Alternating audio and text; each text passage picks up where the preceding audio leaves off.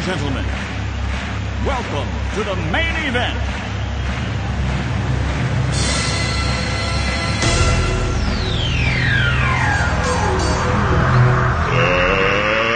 Let's get ready to rumble!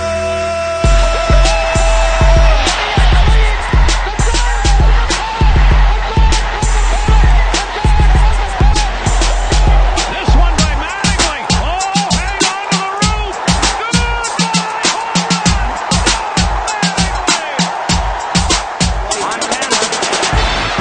Looking, throwing in the end zone. 5 seconds left in the game. Do you believe in miracles? Yes!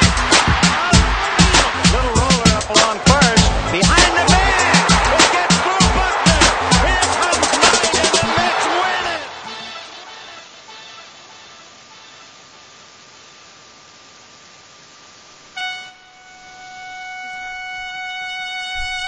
Yes, welcome back. This is Sports and Sorts, episode 166, and it is a Monday morning, aka President's Day, aka hashtag National Drink Wine Day. We normally go live on YouTube every Monday and Saturday at 10 a.m.-ish, so if you like our videos, be sure to give us a thumbs up, click that subscribe button. You can also find Sports and Sorts anywhere podcasts are played, or at our website, which is www.sportsandsorts.libsyn.com. And I am one of the hosts. My name is Shane Moore. And I'm the Bry Man, and in one of today's huge mind F's, we are going to be doing a Mount Rushmore of your favorite presidents.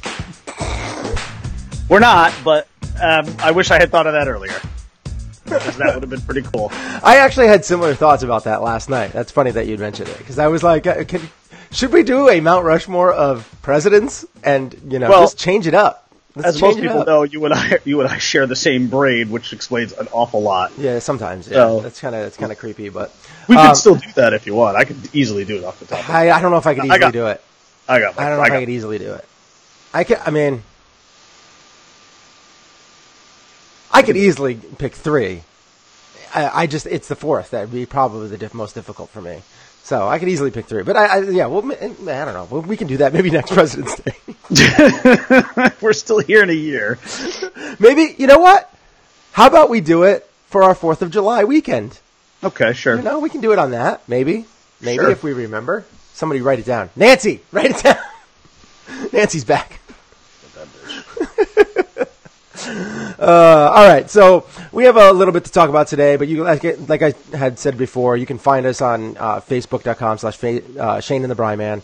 You can also find us on Twitter at Shane and Bry Man, where we post all our videos and other newsworthy topics. And lastly, if you comment during the show, we have a little comment box over here that pops up. We will put it on the show live. All right, so today we're going to talk about how the Padres have seemed to offer Manny Machado and Bryce Harper both large contracts in the range of $250 million. The Padres definitely got some paper, apparently. Team LeBron beats the Team Greek Freak in a dramatic comeback win.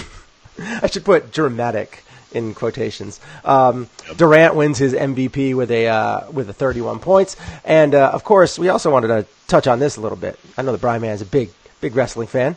I happened to see all over Twitter today, Becky Lynch, a.k.a. The Man, channels her inner Stone Cold by going bananas with a crutch. It was pretty great. So we will dive into all that and so much more. Got a great show. Let's go. You are listening to Sports and Sorts with Shane and the Bry Man. Boom, boom, boom, boom. All right, Shane and Bry Man. I'm Shane. So we got a little bit to talk about today. The Padres have seemed to offer Manny Machado and Bryce Harper both possible contracts. There's rumors out there that this has happened. It's reportedly around the $250 million ranges. Some say that Manny got offered $240 with some deferred money, and then you have Bryce Harper, who possibly got offered a larger contract, maybe in the $280 million range. There's all sorts of numbers all over the place. Yeah. But the Padres are apparently, that's not a hitter's park. And these are two hitters. Hitters. Particularly, Bryce Harper can hit the ball out anywhere. Manny Machado needs a little bit of a shorter porch, I believe. I would have to, just based on my eye test on him alone, I would say he needs a shorter porch to put up 35 plus, maybe 40 home runs. Whereas Bryce Harper, he's going to be hit. He has that power to be able to do it, particularly in the short term, because he has such a big load to his swing. It's very violent. It's, he puts a lot of effort into that swing. Torque. There's some torque in there. Injuries could hurt that going forward. He's very injury prone. That could end up hurting him too for the long haul. But I mean, when you're making $280 million, how hurt are you really? So, those are the two contracts that I've heard that came out. That's like the most, I guess, pressing news in the MLB right now. What are you? What's your feeling about this? I Is actually there any? heard. Yeah, go ahead. I read on Harper that his market is actually now creeping above $300 million. Really? Yeah, and I would imagine that's the Phillies. I mean, again, the Phillies have said all along that they were going to spend stupid money, and now is their opportunity to do so. And I still think the Phillies should sign Harper because I think that's the move that absolutely catapults them into taking that division. I would like to see them add one more starting pitcher too, but they did a really great thing, and so did the Yankees this past week. The Phillies locked up Aaron Nola on a very team-friendly contract for 4 years and I think $45 million, and the Yankees did the same thing with Severino, which I think you and I were both very happy about. 4 years and $40 million. Yes. And I think, Good job, Cashman. This as our buddy Joe, Stick, as you like to refer to him as, you got to give him some props there. I mean, come on. Oh, it was a great move. That was a huge... Pacino has to give Cashman a little props there. I know he's always saying fire Cashman, but that was a good move. No, it was a good move, and I think there were some things that were in the Yankees' favor and in the Phillies' favor in terms of being able to make those to get those deals done. And actually, if you look at Nola and Severino's numbers last year, they're very similar. Very, very similar. I mean, very similar results. The pitchers are different, but they are very similar results, though. Mm-hmm. But I think what played into this, especially for both agents, was the fact that you're going to have a work stoppage most likely in a couple of years, and this collective bargaining agreement right now is a real mess. And I think there's a very good chance of a stoppage. And I think these guys were saying, "I want to lock my clients in here." Get them 4 years of guaranteed money because we could be looking at another strike within the next, whenever the CBA ends. And I think it's 2020 or 2021 when this CBA ends. So, I think they were thinking if there's a significant work stoppage, my guy's locked into guaranteed money. And you don't want to lose I mean, what if this work stoppage is like a year and you lose a year of your career? And you're not getting paid. At least this way, the work stoppage probably won't be that long if there is one at all. But this was I think a good security move by the agents of both of these players. They're fair contracts. They're very fair contracts. They're team friendly. They're certainly player friendly. And it allows both guys to hit free agency again in their 20s. Yeah. So good moves. Good moves all around. I mean, good moves all around. Because if Severino is everything we hope and think maybe he can be, if he hits free agency again at 29, he'll get a bigger deal. Yeah. He'll get an even bigger deal than this. Oh, yeah. He'll probably get like a 6-year deal, which will get him to age 35. Again, a lot will depend on what happens in these 4 years, health and other things, but there's a very good chance that Severino hits free agency again. Anyways, getting back to Machado and Harper, though. So at least it looks like maybe. I mean, nothing's official till it's official, right? But at least it looks like the markets for these guys are starting to play out a little bit, or at least we're hearing some stuff. Mm-hmm. At least more than we heard. To me, I am still just in shock that it has been November to December, January. I mean, we're talking catches have already reported. It has been 3 full months. I mean, we thought that these guys, given their talent and their numbers, would have signed within the first month of free agency, and we've gone 2 full months beyond that. Yeah, it's unbelievable. So it doesn't matter if they both signed today. It's still unbelievable that it played out this long. And obviously, there's a lot of players who are pissed off about it. Joey Votto actually applauded both of them for waiting the market out and not settling for lesser contracts. And it looks like these teams are talking about a team. I love Joey Votto, love him to death. So do I. But he has crippled his team. Absolutely. So without a doubt. Good job. Way to hold out and cripple another team. Like, I don't know. He did. He put the Reds. I will say one thing that the NFL has. There are certain players. If you want to win, and you are a stud, you need to take a little less money. Like Tom Brady has done that. He has changed his contract renegotiated over and over and over again so that he can make sure that he has long-term success. That's one thing I will say about that guy. I can't take that away from him. He definitely wants to win more than maybe anybody I've ever known in professional sports. His competitive fire is completely unparalleled. I mean, that guy is willing to do whatever it takes to make sure that the core of that team, which is basically him and Belichick, stays together. Exactly. And then, because he renegotiates his contract, he can go and sign people like Randy Moss out of nowhere and things like that. Right. And you can keep someone like a Julian Edelman. You can keep somebody like Gronk. It allows them to go get guys like Stephon Gilmore, who was a big factor for them this year. And you can get good. You can get better offensive linemen. You can get better, a better front seven. There's a lot of stuff that you can do.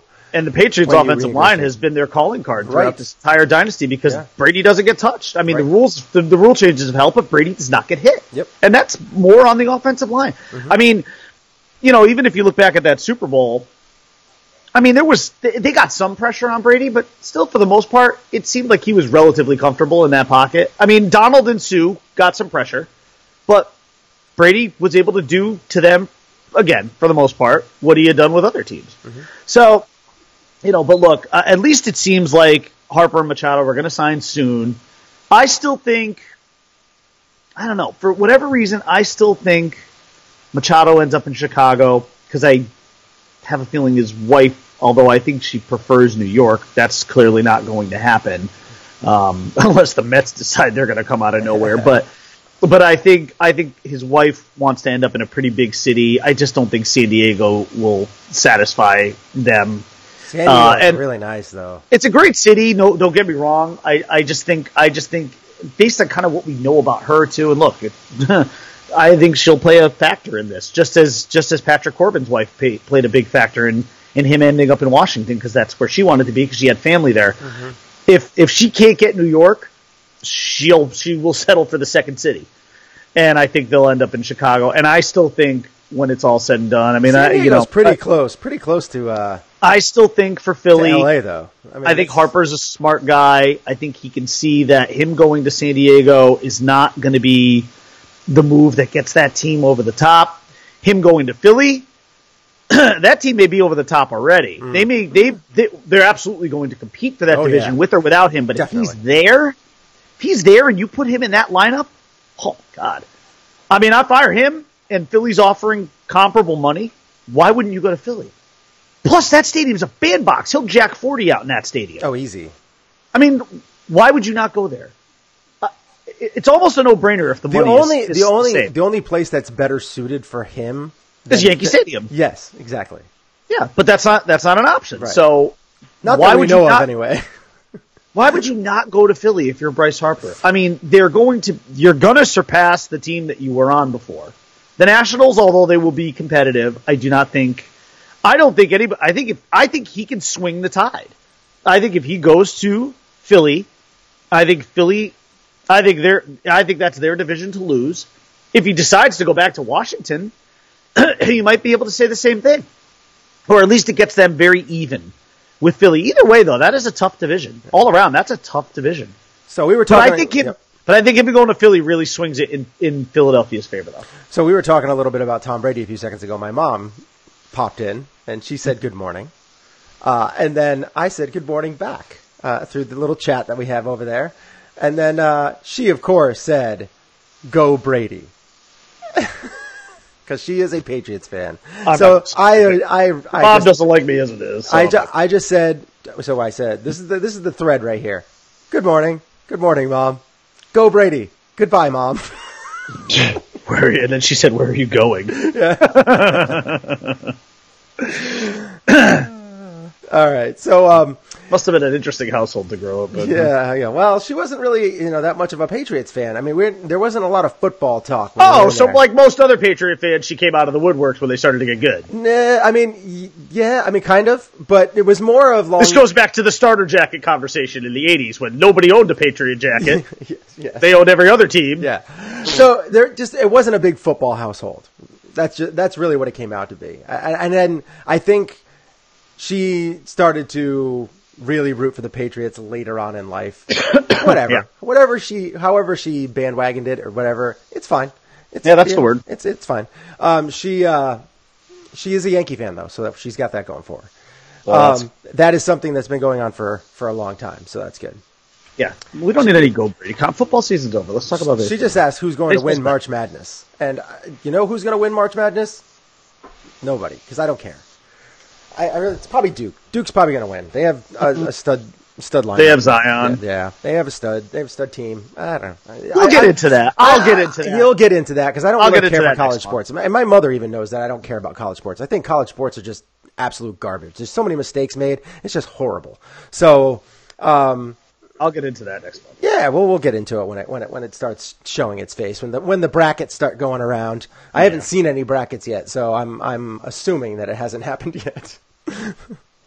But anyway, speaking of basketball, we can get into because there's not much else that we really need to get into with baseball right now. No, but I still think. By the way, so I was interested about your to Philly, and I still think Machado goes to Chicago. I was very interested about your stoppage talk about 2021. If the stoppage does in fact happen, that could be the straw that breaks the camel's back for baseball in general.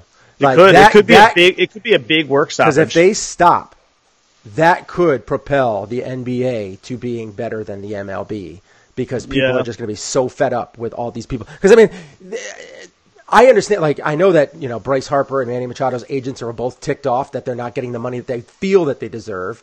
But the problem is your players. One is injury prone. The other one is a douchebag. So it's going to be tough to. It's going to be really, really difficult to get the money that you really want. We're not in the era of, where these guys are putting up A-Rod type numbers. They're not leading their league in every offensive category. They're not doing that. So they're not going to get that kind of money. Bryce Harper comes close sometimes, but he's also very injury prone. He gets hurt almost every year, if not every other year. Keep in mind too, from a fan base perspective. Aaron Judge ain't going to get big money. He gets injured. He's been getting injured two years in a row. But keep in mind, from the fan base perspective, in '94 when this happened, it took, in my opinion, 4 years for baseball to really come back. And the only thing that made it came back was the PED fueled home run chase of 1998. And that's not going to fly again. This will look. I think baseball fans are pissed off in general too. They don't like seeing greedy players. Yeah, they will have to. And nobody likes greedy owners either. But ultimately, I think as fans, it's not that we side with the owners. We just don't like greed. That's just, that turns us off because I think we all wish that we were making that kind of money to play a kid's game. I think that's what it comes down to.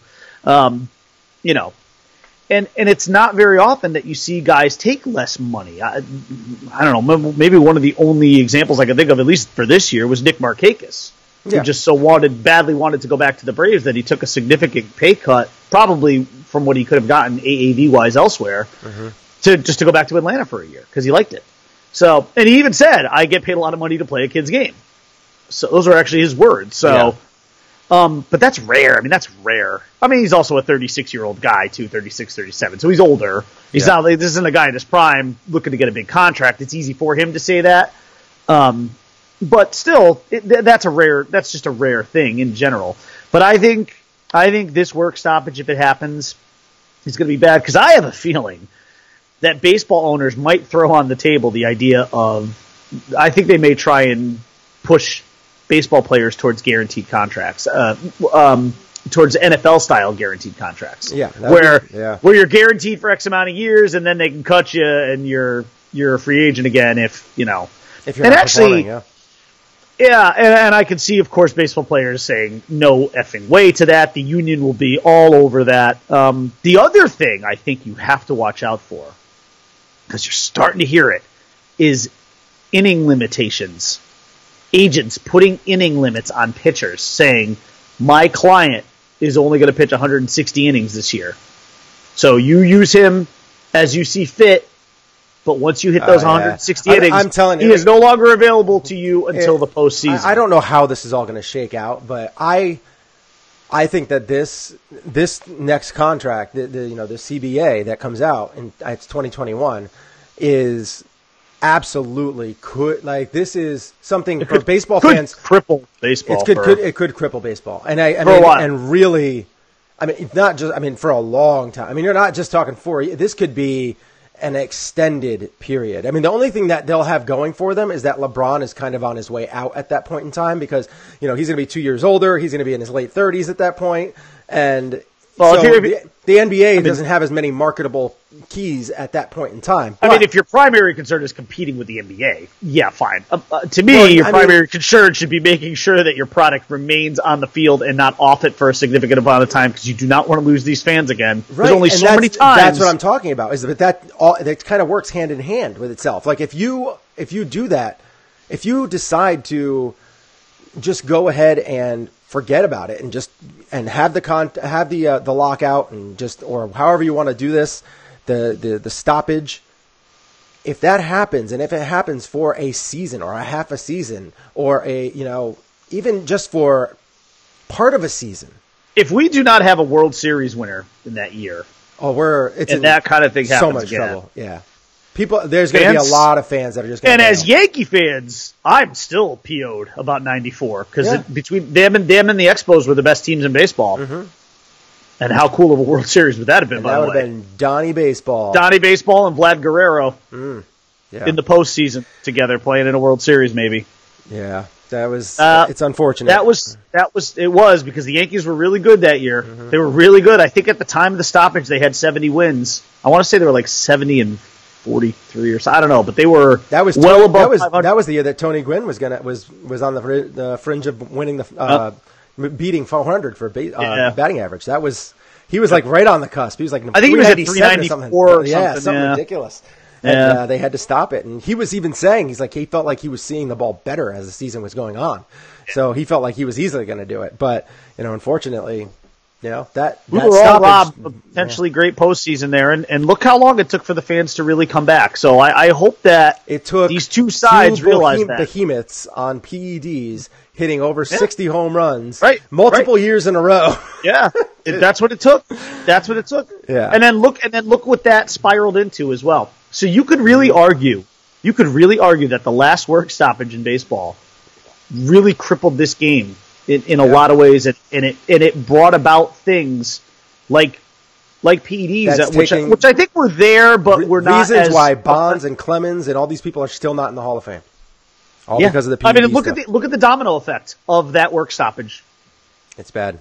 It's real. It's bad. I mean, it's not a extremely straight line, but it branches off. Like they had to do things to make it and get more money and bring more fans back in, and they decided to go the PED route, and baseball tried to turn a blind eye to it. So, unfortunately, in football, that doesn't translate. People just don't care I'll tell you what, about the PEDs. And you know what? The players' union, though, they are remembering this particular. Well, I would say this and last offseason.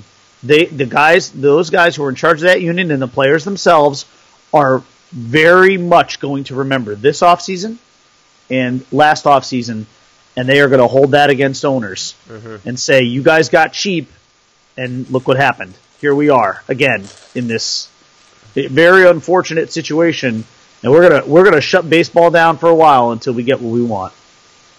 And you know what, though? You know what's going to happen? There's going to be there's backlash there, and then there's going to be the fan backlash, which is going to be a little different because you know what fans are going to say too? They're going to be like, you know what? Baseball's not getting much cheaper to go to. There's 162 of these games a year. Every other sport, there's either 82 or 16 or 17. Well, there's a 17-week season in the NFL, but 16 games. And the fans are going to say, you know what? Baseball's expensive as it is. If I want to take a family of just 4 to a ballpark, let's call it for me Yankee Stadium. You're still looking at between tickets, parking, food, souvenirs. That's a $200 day. Oh, easily. Then throw some gas money in too. If I actually want to take my kids to see a Mets game, it's about half of that. But that could change. That's also about half of the product too. Yeah. So if the Mets keep getting better, I mean that could. Yeah, but I do love Citi Field, so I don't mind that at all. But you know what? For the average person like me, the backlash, fine. You know what? You players, you can have your backlash. You're not going to make your money. You can get pissed. Well, there will be fan backlash too. We won't go to the park. Hashtag true facts. All right, let's get on to NBA. We had the NBA All-Star game that happened. I mean, they had the skills challenge where Jason Tatum won. You have the slam dunk contest where the guy who won, I can't even pronounce his name. I don't even remember what his name is, but he did a dunk where he jumped over Shaq. That was kind of cool. And then I saw that. Yeah, and then you also have the 3-point contest, which I know Steph Curry lost because I didn't watch that, but I did watch the All-Star game. And I tell you, I mean, they are always fairly entertaining. I mean, there's a lot of scoring, not a lot of defense, but I will say, Team LeBron's, they, in the second half, they stepped in, they actually played a little bit more defense, which is the reason why they probably won. Now, to Team LeBron, they come back when, a dramatic fashion to win. And what was the final score here? Was it like 170 to 168 or something? Oh, no. It was 178 to 164. Okay, see, I just did guess that because I literally didn't even look this morning. I honestly did not. I had no idea. So that's embarrassing. Okay, I'm just going to put that out there. It is, but I mean, these are the best of the best. So I get it. I mean, they score a lot of points. They shoot a ton of threes, but they shot something like 168 threes or something like that. That wasn't even the record. 168 threes. But I will say, it's embarrassing. So Kevin Durant won He won the MVP. It was fun. It was a fun watch. I mean, there were some really cool. I would hope so. If they're jacking up about 200 points each, I would hope that it was fun to watch. Well, yeah, it was, and there was some really cool plays. Like, I mean, there was a bounce pass alley-oop over Kevin Durant to the Greek Freak from Steph Curry. It was. Just go onto Twitter. Go into the sports and into the moments, and you will find it, and you will be like, "That was pretty That was pretty cool. That was sweet." You know. That was a lot of fun. You had there was some, a lot of alley oops that were done, a lot of threes. Damian Lillard. See, Kevin Durant won his MVP. He was raining buckets all over the place. He was just very, very clutch, very, very good. Kevin Durant like.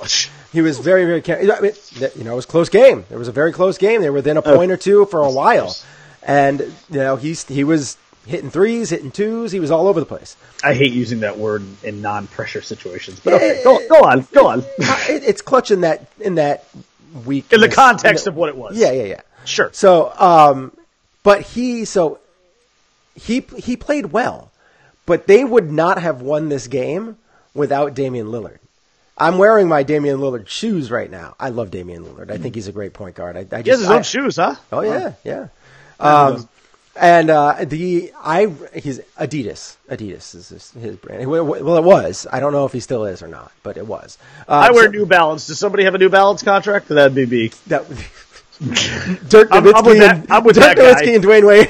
Right, some old guys. Right, the older dudes. Yeah, I'll say it. Dirk Nowitzki, he played 4 minutes. 4 minutes in the All-Star game and scored 9 points. Oh, well, he's just like one of those old guys who, like, when he retires and he'd be like an Uncle Drew thing. He's going to play at the Y and he's just going to be raining buckets. And he's just going to, he's just going to rain down up until he's probably in his 60s. Yeah. And that's a total Uncle Drew guy there. That's at this point. Yeah. So Durant won the MVP, but there is no chance that they would have won because he came down in the third quarter. Damian Lillard was coming down and he was shooting. He was like pulling up and shooting from at least 7 to 10 feet behind the arc. And he hit like 5. It was like 3 in a row, and then he hit 2 more in a row. It was outrageous to see the range on that. And he was just absolutely torching them and got them within striking distance in the third quarter. And then the fourth quarter came along, and then they pulled away. And Klay Thompson wasn't shooting great, but he made a couple key buckets. You had Durant who made some buckets. You had LeBron who was more of a facilitator for most of the game, but it was a really fun. Kawhi actually had some really big buckets. He was shooting threes, which is something you don't see a lot of. Yeah. And he made a few. He made like 2 or 3 in like the late third and early fourth quarter. It was a lot of fun. It was a fun watch. I didn't watch to see who won the MVP. I assumed that it was going to be Durant because of how many points he scored. It was either going to be him or Greek Freak because Greek Freak scored, I think, 38. And he had some very big highlights. So, yeah. All right. And you didn't really pay attention to the All-Star Weekend, right? No, I think you just covered it. Yeah. All right. So then we'll move on. But I did pay attention to the Elimination Chamber. Yes. So we will move on to what the Bryman likes is. Well, let me tell you something, brother. A little wrestling here.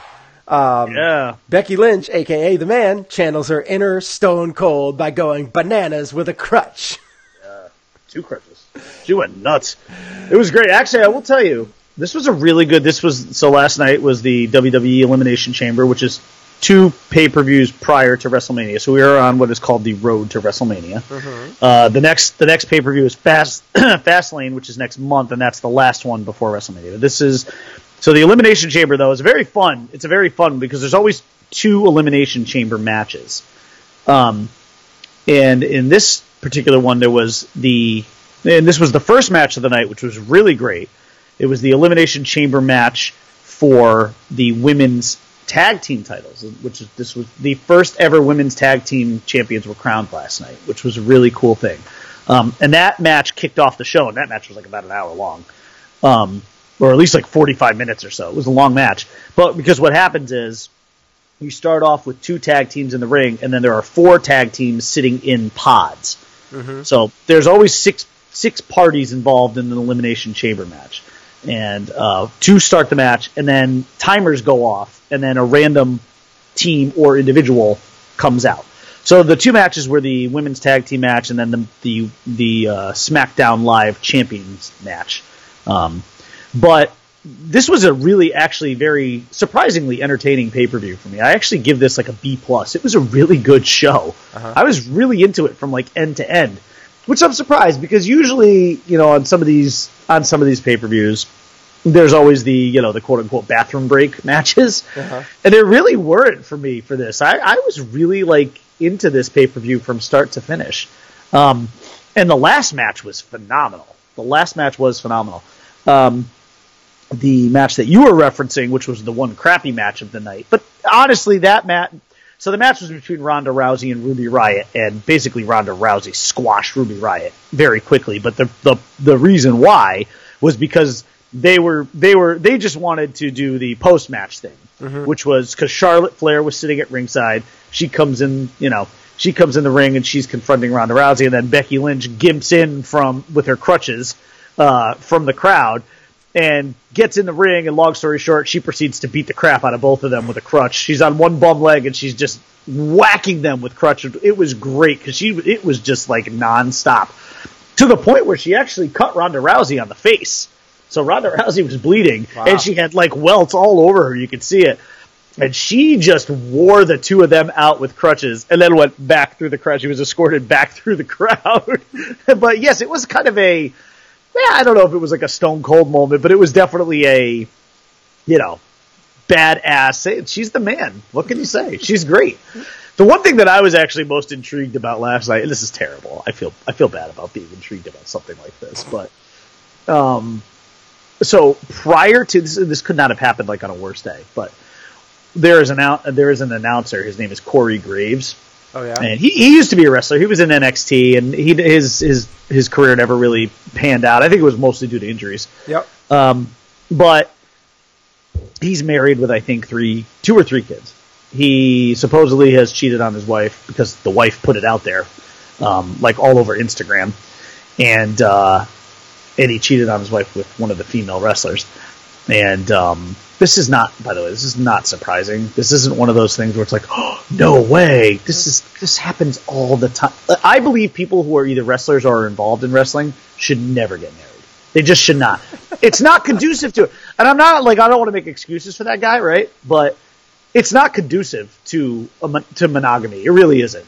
Because unless your spouse is also a wrestler or is in the business and travels with you, it's not conducive to. You're on the road at least 3 or 4 days a week for 50 to 52 weeks a year. I mean, almost the whole year. pretty much. There's no off time for wrestling. It's a constant. It's not like TV where you shoot a season and then you're done. This is all the time and it's live. So these guys are always on the road. These women are always on the road, and they're with each other all the time. It's a recipe for disaster. At least if you're in a monogamous relationship, it's a recipe for disaster. Right. Again, I'm not making excuses for the guy. He's obviously a dick, but look, I mean, it happened. So I was actually kind of hoping, because they were in Texas, and I was hoping for like a big crowd reaction last night from the Texan faithful, but they didn't. Because I thought they were going to start chanting his wife's name. And his wife's name is Amy. Uh-huh. And the woman that he cheated with was Carmela, who, by the way, I'm still not entirely convinced is actually a woman. But nevertheless, he cheated with Carmela, who I often refer to as Carmine, because again, I don't know. I feel like there might be twigs and berries down there that are hidden, but I'm not sure. So, anyways, I don't cheated with her. Finkel is I don't know. If you look at her face, you're like, that's a man, baby. But look, if he had the surgery, he did a pretty good job. Listen, one way or another, Corey Graves found out for sure, I guess. But there's very few people who know the truth. Corey Graves would be one of them, I guess. But nobody chanted anything at him or her. And she actually, like, I thought when she came out, ironically, she was the very first person who came out in the show. Like, her music hit first because they introduced them as like the first entrance into the ring. And she really didn't get booed. Like, I thought she would get booed. And I thought they would start chanting the wife's name at her, but it never happened. It never materialized. So, yeah, maybe they just didn't give a crap in Texas. But it was all over Twitter yesterday. Like, all over Twitter. He was taking an absolute beating on the both of them were. Like, some people were like, how do these two still have Twitter accounts? I can't believe they said anything. And of course they haven't said anything. They're not going to say anything. But yeah, so that I thought was actually kind of anticlimactic. I thought we were going to see some of that. But again, overall, really good event. There were 3 title changes. Actually, the first 3 matches. Well, the first match wasn't a title change. It was to crown the women's tag team champions. Sasha Banks and Bayley won. They were the first ever women's tag team champions, so I think it's very fitting. The two of them have been together for a long time. They're wrestling BFFs. I think it was, and they're 2 big individual names that were put together as a team. And they've always kind of been synonymous with each other, whether they've been against each other or whether they've been on the same side. So I think it was a good fit to crown them as the first ever women's champions. And the future is very bright for the women's tag team division. I think, as we saw last night, there were a lot of good teams. So that actually was really good. And I think that match and I think the last match were the 2 best matches of the night, which was Daniel Bryan was in the second Elimination Chamber match defending his title against 5 other men. And it came down to him and Kofi Kingston. And I'll tell you what, WWE really had people believing that Kofi Kingston was going to win last night. And that place would have gone nuts. Would have gone absolutely nuts if Kofi had won. Kofi, you probably even know who Kofi Kingston is. He's an 11-year veteran. He's been around for a long time. He's had quite the, he's kind of had a shtick as being this Jamaican guy when he was by himself. And then he got hooked up with Big E and Xavier Woods. And so now they're the New Day, and they've been the New Day for years now.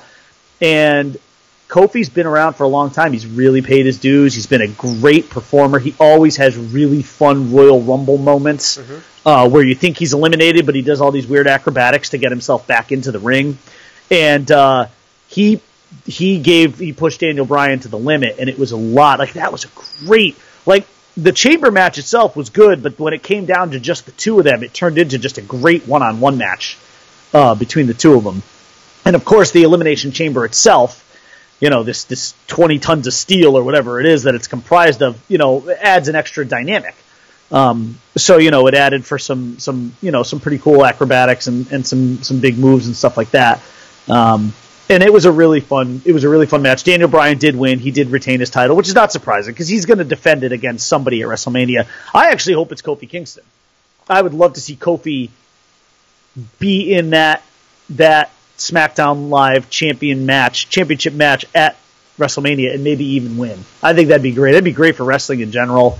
Kofi's definitely earned it. He's one of those, you deserve it guys. Fans chant that all the time. Do you deserve it? He would be one of those guys who would really deserve a big push at WrestleMania. The other title change was, the other two title changes were the Intercontinental title. Finn Balor beat Bobby Lashley and Lio Rush. And then the other title change was, not surprising at all, the SmackDown Live Men's Tag Team Championships. The Usos beat Shane McMahon and The Miz, your doppelganger. So it was a good show. Miz, Really Sean good show. McVay, all these people that I look like, apparently. Yeah, well, I would say you look more like The Miz than Sean McVay. But I give this event a solid B+, and I hope Fastlane can keep the momentum going heading into WrestleMania, because as much as I am, excited about WrestleMania, as I get excited every year, this does truly look like it's going to be the first WrestleMania in a long time without The Undertaker. So that's going to be sad. The Undertaker is actually, his contract is over. There are actually some reports that he is actually officially retired. And on top of that, he has a major social media presence now, which he never had when he was an active, when he was really active on the WWE roster. Because for the mystique of the character, they kind of kept him off social media. And now in all of his social media places, which I believe are Instagram and Twitter, he actually has no references to WWE. So I think he may actually finally be done. Wow. So that'll be sad. That'll be sad to have a to have a WrestleMania. Oh man, my voice. How you doing, buddy? I don't know. I'm like I need water. Getting all choked up talking about the Undertaker. No. No, but I do think that this might actually be the first WrestleMania in 20 years without him. So 20 plus years without him. So that that would suck. But I mean, at some point the guy's got to retire. Yes. He's 54. He's banged up. He has lived a hard 54 years. Yes. He looks every bit of it, too, when you look at him. Yeah. When you look at him without, when he doesn't have the hair dye on and they don't put makeup on him, yeah, he looks every bit of that 53 that he is. I'd say he looks more like 63, to be honest. Been through the ringer. The guy's given his body for this business, so. Yeah, my mother posted again. She had said, how, when we were talking about baseball before, how would you suggest they settle their differences for the CBA? That's I think if you and I knew the answer to that, we'd be doing something different with our lives. Yeah, I think that that might be a topic for us to discuss. Come up with a couple of different options. I mean, it just. I had responded to her basically saying contract negotiations are very difficult. The thing that works best for one side is definitely not what's best for the other. So it's like the melding of the two is what's really difficult. And whoever caves always seems, or however bends a little bit, always seems like the weaker party, and nobody wants to be that. Right, see, exactly. I the one thing I would throw out there would be go the way of the NFL contracts, but there's no way the players go for that. No way. No way. No way. And the owners will try and sell it and say, hey, well, look, this worst case scenario is, you get guaranteed X amount of dollars. Once that's up, we can either cut you or we can continue to pay you if you're playing well. Right. If you keep playing well, then we're paying, we'll keep paying you. But I mean, that's what a lot of these teams are doing anyway, is that they're always doing the opt-outs and halfway through the, contract. So it's somewhat similar, but it's not the exact same thing. It's not. It's not the same thing. I mean, to be honest. But it allows you to hit free agency again if you get caught. I'm sure that's how the owners would sell it, and baseball players are going to be like, no, that's not. Baseball players have it made right now. And they're just, at this point. If you look at every other sport, I tell you right now, baseball players do. I mean, they are more strict as far as PEDs and everything goes. So I mean, and I think that they should get more strict. I think that there's only one way to eliminate it, and that is to full year suspension, no playoffs. That's it. I'm sorry, that's it. No, you get a full year, no money. Just you are suspended, gone, bye. And then if you have it a second time, banned for good. That's it. I think that's where they need to go to. Forget the 3 strikes. They need to go full. You know what's funny about that, too, is if the players' union says no to that, which they probably would, that makes them look bad. That makes it look like you're saying, well, no, we got some guys who are trying to pull some stuff, and we're not going to just let you do that. Yeah, exactly. Well, we clearly still have some players who are juicing. There's too many false positives, and give a break. All those false positives, 99.9% of those false positives are not really false positives. Right. I'm sure the 1% is David Ortiz, right? I mean, it has to be. Oh yeah, I mean Ryan Braun was still, Ryan Braun's still upset. Yeah, Roger Clemens, there definitely did not take anything. No, not at all. Barry Bonds thought it was flaxseed oil that he was. Yeah. Absolutely. I mean, he got conned into it. I mean, he thought it was olive oil. Yeah, he was like keeping the skin smooth, Mm-hmm. I get ashy elbows. I'm sure he had some ashy elbows. And, if you look at the back of my hands, I mean, they're so dried out. Like I look like I'm 90 years old. But I mean, so I need some You're oils. aging like the Undertaker. I sure am. Body feels like it some days too. Holy cow! That's why you channel him from time to time. It's tough. It's tough getting out of bed some mornings. You texted me this morning, and I had just woken up. When was that? It was like 9:15. You're like, I'll be on. I think it was like, yeah. That time? What time did you go to bed? I texted you last night too. I went to bed late last night because I actually stayed up until 11 watching the pay-per-view, and then they had a special on right after that on Mark Henry, which I watched and it was really good. I didn't go to bed until well after midnight. I know. Oh, okay. It was probably 1. Yeah, but I went to bed at like midnight. I'll have to check my Fitbit and see how many hours of sleep I got last night because I bet it was over 7. Yeah. Hold on. 7 hours and 35 minutes. That's nice work, good. That's good for me. Nice work. Yeah. I think I got about 7.5 too. Yeah, that's not bad. That's a lot for me. I usually am 6. I'm like 6 to 6.5. That's my norm. And that's fine. Oh, jeez. Boy, oh boy. That's what she said. You're gonna grab that as a drop. I'm 6 to 6.5. That's my norm.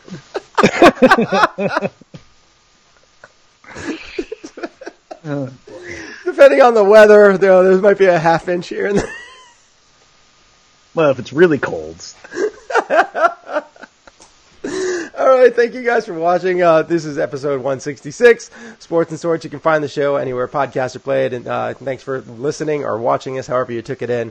You can always find us on our website at www.sportsandsorts.libsyn.com.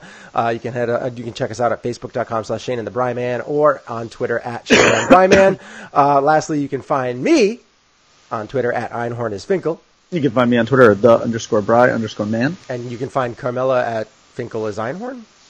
Maybe.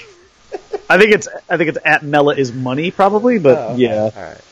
All right. Well, thank you guys for watching, listening. Like I said, however you took this in, we will be back on Saturday. It is National Drink Wine Day. Go ahead, pour yourself a glass of wine, Bryman.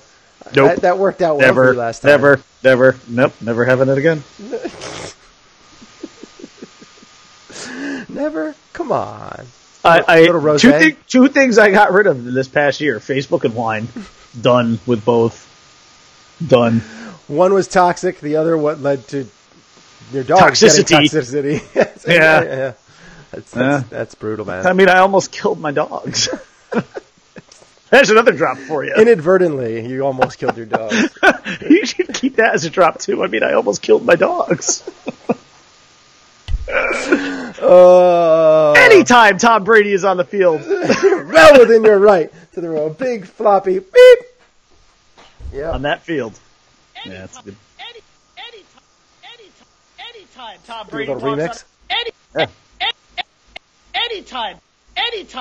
anytime Tom Brady walks on the field, you are well within your right to throw a big floppy. If Patriots fans were pizzas, they'd be cocksucker supremes. He was doing his job.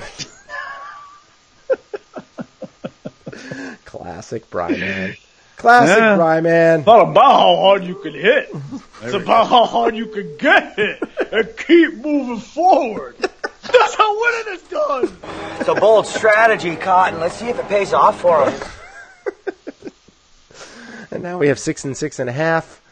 And, jeez. And I killed my dogs. We'll do a Bryman Hall of Fame drops or something like that, right? Mount Rushmore of Brian Man drops. The only one that we also have a Tim Callahan one. This isn't a homer pick or anything, but Eli Manning, big stock up. Yeah. I don't know. Do you remember this from way back in the day? Fizdale. Take that for data. Oh yeah. And then he did the. I know Pop's got pedigree, and I'm a young rookie. It really does sound like Tone Loc. Oh my God, it's great. It's perfect. I know Pop's got pedigree, and I'm a young rookie. But they're not gonna rook us. But they did rook you. Not even give us a chance.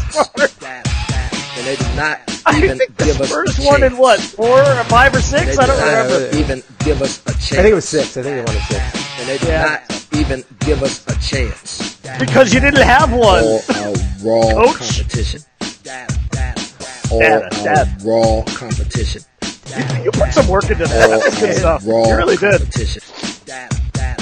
All raw competition. Very poorly officiated basketball game. 19 shots in the paint, and we had 6 free throws.